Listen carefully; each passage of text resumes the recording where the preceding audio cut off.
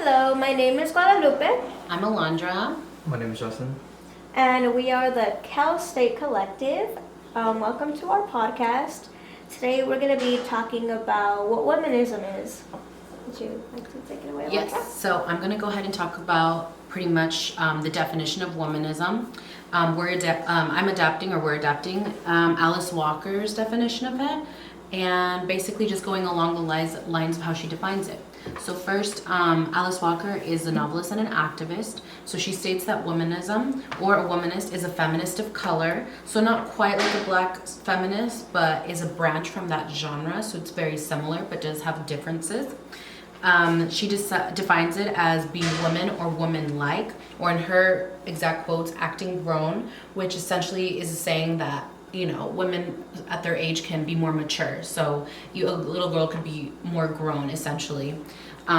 Also, they're interested in knowing more in greater depth about what is considered good. So the wholeness of people, good as them finding what they want to know more about themselves, and good for others as well. A womanist also loves women's culture and prefers it. So that means that it could be anything from along the lines of emotional flexibility.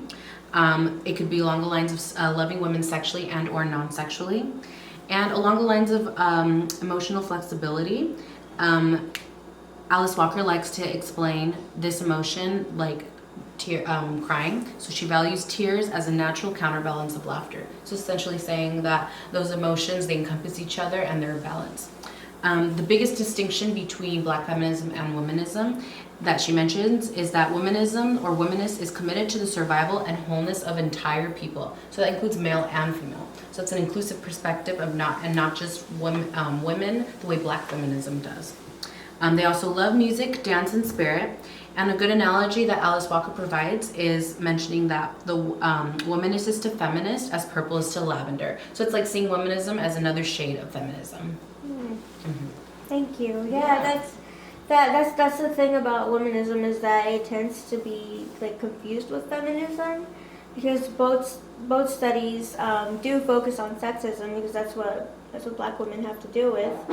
But womanism is more inclusive of all oppressions. And in the article Womanism on Its Own, Layli Phillips, it's a quote from this article, Layli Phillips states, "Unlike feminism, and despite its name, womanism does not emphasize or privilege gender or sexism. Rather, it elevates all sides and forms of oppression, whether they are based on social address, categories like gender, race, or class, to level the equal concern and action." So like basically the main goal of womanism is commonweal, which means the well-being of everyone. So another point we had mentioned is that the woman or womanist loves music, dance, and spirit. So Justin's going to go ahead and elaborate more on that. Okay, so when I think of music as a very universal tool. The fact that, just like social media, it can connect people of different ethnicities and backgrounds, and it can help sort of like further a cause. So for instance, with womanism, maybe they can use music, as a way to help, I guess, spread the message of, giving women more equal rights and that kind of stuff. And, with music, it's also very, very diverse in a sense. So, the fact that, different artists, they kind of have like different styles and different genres and etc. That kind of helps cater to the specific fan bases as such. And also, this article or music relates to womanism because the person that I chose to focus on was Nina Simone. And essentially, through her music, from her song lyrics, there's actually a lot of hidden meanings behind it, a lot of subliminal messages that talk about, various social political issues, like for instance, anti-black oppression or Africanist women's values. And therefore, when it comes to the physical well-being, the physicality and the emotionality of people, when they listen to her songs, they can maybe sometimes, sense, like things like love or, love, stress, or resilience, the things that the authors sing so passionately about. Oh, thank you. You're welcome. So I'm gonna close this vlog up by talking about why studying womanism is important.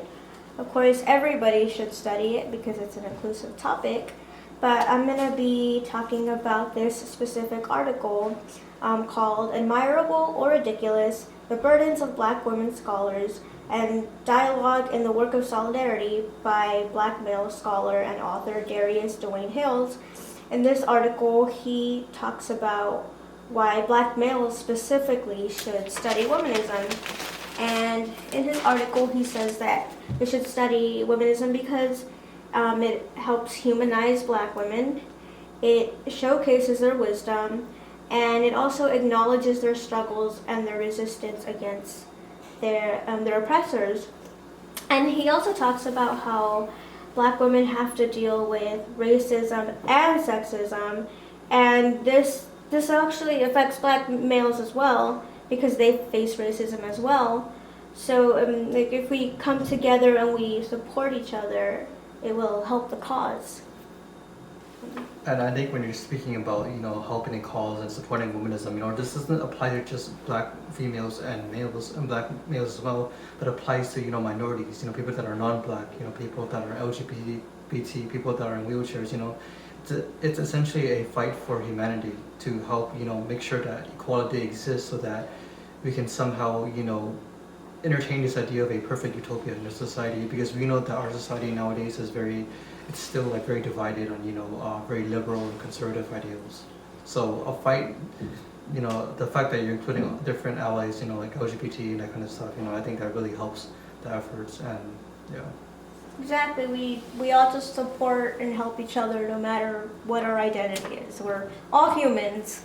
And that's the whole concept we wanted to encompass in womanism. Mm-hmm. And so that's our topic for today. Thank you guys so much for tuning in. Please like, share, comment, or subscribe, and have a good one. Okay, cool.